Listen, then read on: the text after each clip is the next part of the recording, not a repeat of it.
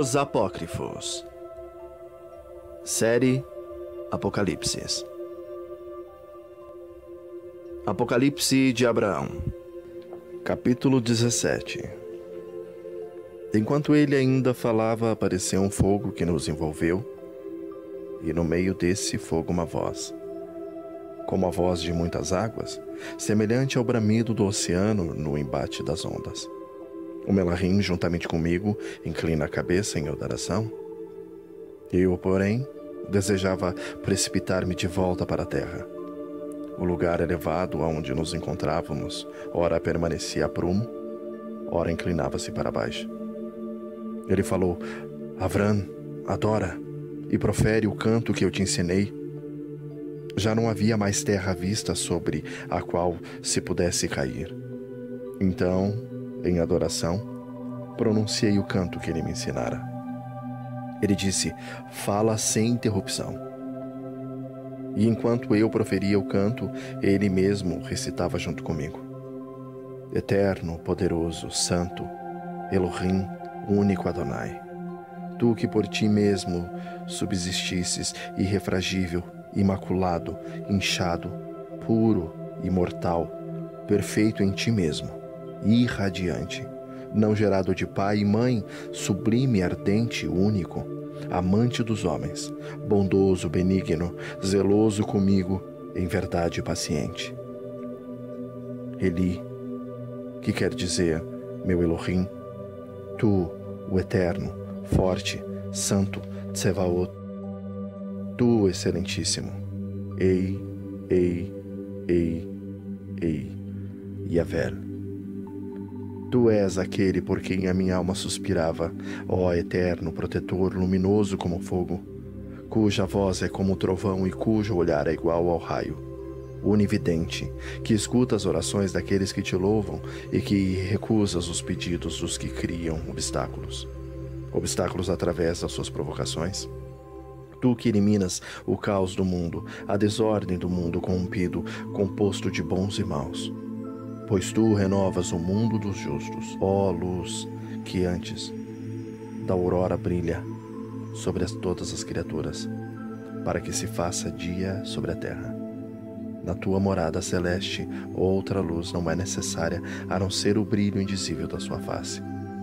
Acolhe, pois, a minha oração, alegra-te com ela, bem como o sacrifício que tu mesmo preparaste através de mim, que a ti procurava. Acolhe-me na tua bondade, orienta-me, ensina-me, revela o teu servo, as coisas todas, conforme a tua promessa. Capítulo 18. O trono de Elohim. Enquanto eu ainda recitava o canto, levanta-se o fogo que estava sobre a fortaleza. Escutei uma voz semelhante ao rugido do mar, e ela não cessava em meio à abundância do fogo. E quando o fogo, ascendendo ao alto, se afastava, vejo abaixo dele um trono ígneo, e em um derredor dele seres de muitos olhos, escutando aquele canto. E abaixo do trono 4 seres de fogo também cantavam.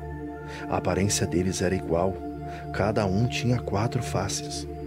Uma era a de um leão, a outra a de um homem, a outra de um touro e a outra de uma águia. 4 cabeças assentavam-se sobre os corpos, de sorte que as quatro criaturas possuíam juntas 16 asas. Cada uma tinha 6 asas nos seus ombros, nos flancos e nas coxas. As 2 asas dos ombros cobriam a face, as 2 asas das coxas cobriam os pés, e as 2 asas do meio abriam-se para voar para frente. Quando terminaram o canto, olharam uns para os outros e começaram a ameaçar-se. Ao perceber que se ameaçavam entre si, o Melahim que acompanhava me deixou-me e caminhou até eles, e desviou o semblante de cada um daqueles seres vivos da face que lhes ficava à frente, de sorte que não pudessem mais ver mutuamente os rostos ameaçadores. Ele ensinou-lhes o canto da paz, que tem a sua origem no eterno.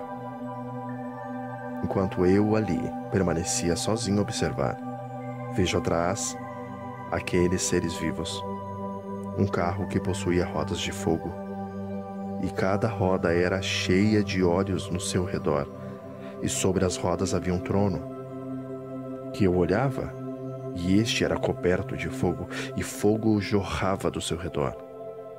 Era um fogo indescritível, um fogo multifário. Ouço então uma voz santa, como sendo a voz de um homem. Capítulo 19. A visão do céu de Abraão. E uma voz chegou até mim, bem no meio do fogo. Ela disse: Avram, Avram. E eu respondi: aqui estou, Adonai. Ele falou: observa agora os planos abaixo do firmamento em que te encontras.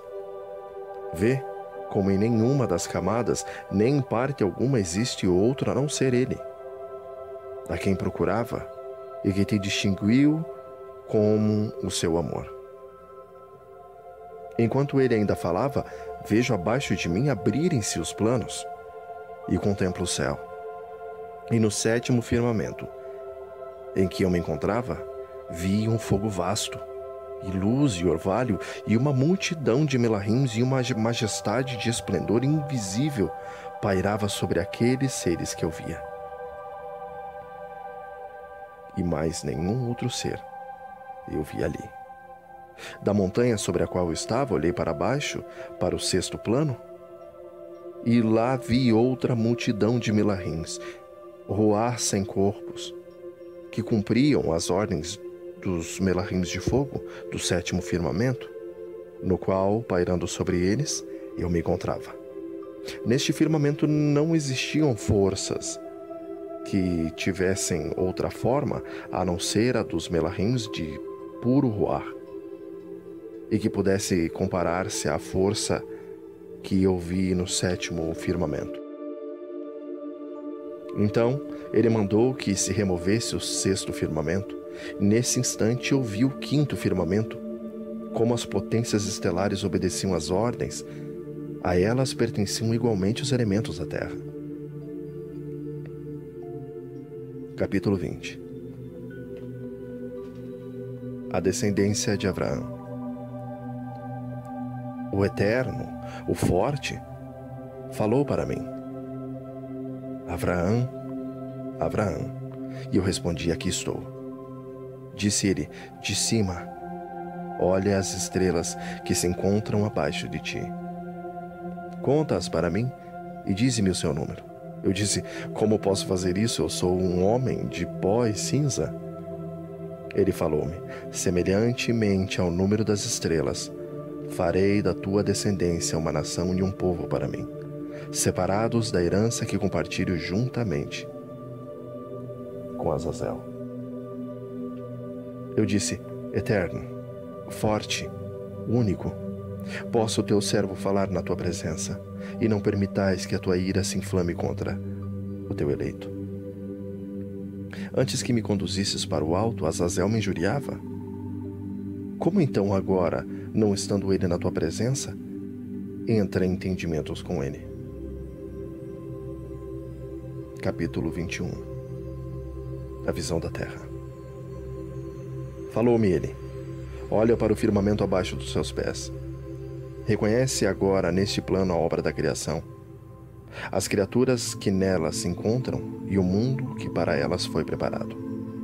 Eu olho para baixo e vejo 6 céus e tudo o que neles se contém, a própria terra e os seus frutos e tudo o que sobre ela se move, os seus ruás, a força de seus homens, as ações ímpias das almas deles e também as suas obras boas, bem como o princípio das suas ações, as regiões inferiores e dentro delas a condenação, o abismo e as suas penas. Lá eu vi o mar e suas ilhas, os seus animais e seus peixes, o Leviatã, seu domínio, seu lugar, suas cavernas, o mundo sobre ele se estende, sua agitação, e a ruína do mundo por causa dele. Lá eu vi as correntes de água, suas fontes, suas curvas. Lá eu vi o jardim do Éden, suas frutas, a fonte do rio que dele brota, as árvores, suas flores e os homens que procedem com justiça. Nele eu vi também os abundantes alimentos e o bem-estar. Eu vi igualmente uma grande multidão de homens, mulheres, crianças, estando à metade à direita e à metade à esquerda da visão. Capítulo 22. Eu falei: ó Eterno, forte, o que significa esse quadro das criaturas? Disse-me ele. E isso é o decreto da minha vontade sobre os viventes. Assim agradou aos meus olhos, a partir desse momento, ordeno-lhes pela minha palavra.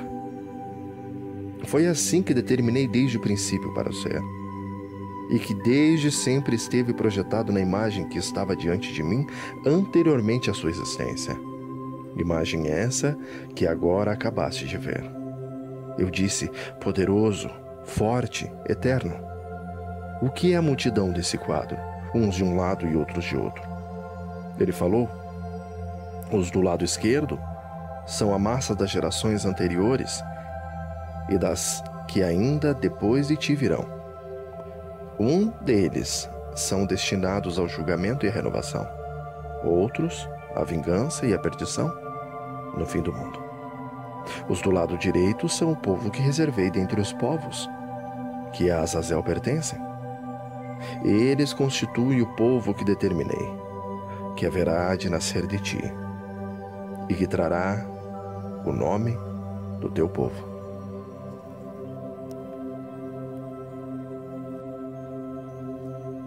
Capítulo 23. A queda em pecado de Adão. Agora volve-te mais uma vez para a visão, e olha quem foi aquele que outrora desencaminhou Eva, e o que foi o fruto da árvore. Também deverás saber o que será da tua geração e do teu povo, e o que ainda lhe acontecerá nos tempos do fim. E aquilo que não consegues entender, eu te revelarei, pois tu és muito agradável aos meus olhos. Eu desejo dizer-te o que eu guardo aqui no meu coração. Eu olhei de novo para a visão, e os meus olhos percorriam o jardim do Éden. Lá eu vi um homem, e eu vi um homem muito grande e sobremodo robusto de aparência, incomparável, abraçando uma mulher que ao homem se igualava em aparência e porte. Ambos estavam sob uma árvore do Éden, e o fruto dessa árvore se assemelhava a uma uva vinífera. E atrás da árvore encontrava-se um ser parecido com uma serpente, e possuía mãos e pés como de um homem, e asas nos ombros, 6 na sua direita e 6 na sua esquerda. Eles seguravam as uvas em suas mãos, e ambos dela comiam enquanto se abraçavam, segundo eu vi. E eu perguntei: quem são aqueles que mutuamente se abraçam? E quem é aquele que junto deles se encontra? E que fruta é essa que eles consomem, ó Eterno, forte e único? Ele falou: isso é o mundo dos homens, e aquele é Adão. E aquilo é seu apetite sobre a terra, e aquela é Eva. Aquele, porém, entre ambos que se encontra ali, significa a ausência de Elohim. A sua ousadia termina em perdição, em Azazel.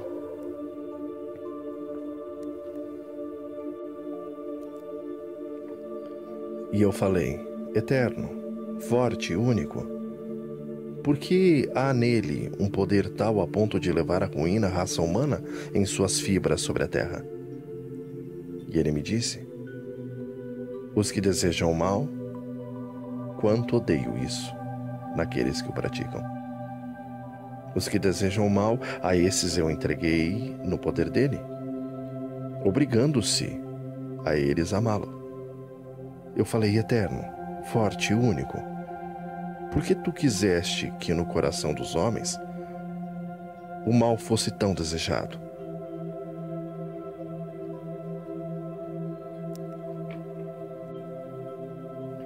Encolerizastes com aquilo que desejaste, com aquele que pratica o que nenhum proveito traz à tua criação. Capítulo 24. Espelho do mundo. Ele falou-me: encolerizo-me com as nações por tua causa. E pior por causa do teu povo, que depois de ti será segregado e que, tal como vês na imagem, é oprimido por um peso. Assim, eu te revelo aquilo que virá e muito que ainda acontecerá nos últimos dias. Observa agora tudo isso na visão. Eu olhei atentamente e lá eu vi o que existiu antes de mim na criação. Eu vi Adão e junto dele Eva. Com eles também os pérfidos adversários, e Caim, que através do adversário cometeu o delito, e o Abel assassinado, e a desgraça que aquele sobreveio através do infame. Lá eu vi a imagem da impudicícia e aqueles que a procuravam, a poluição e o desejo dela, bem como o fogo da iniquidade nas partes mais profundas da terra. Lá eu vi o latrocínio e aqueles que o cometiam, bem como a aplicação do seu castigo e a sua sentença na grande corte do julgamento.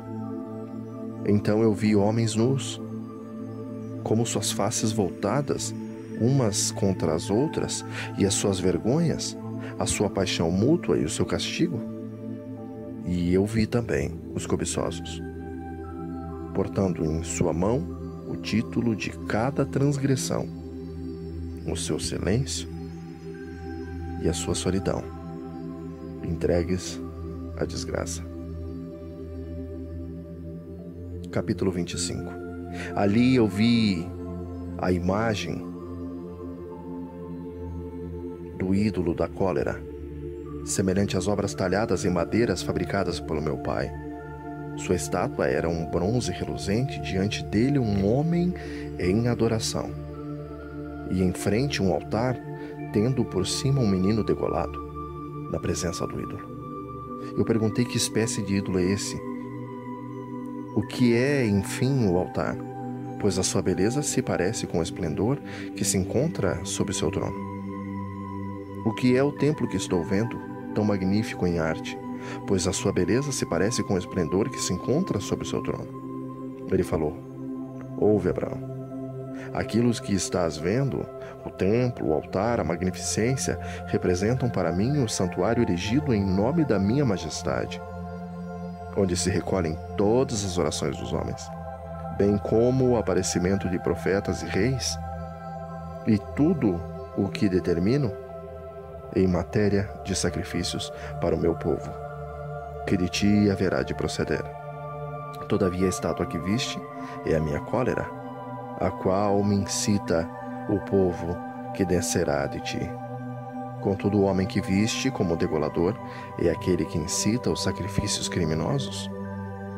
Tudo isso é um testemunho do juízo final, já no início da criação.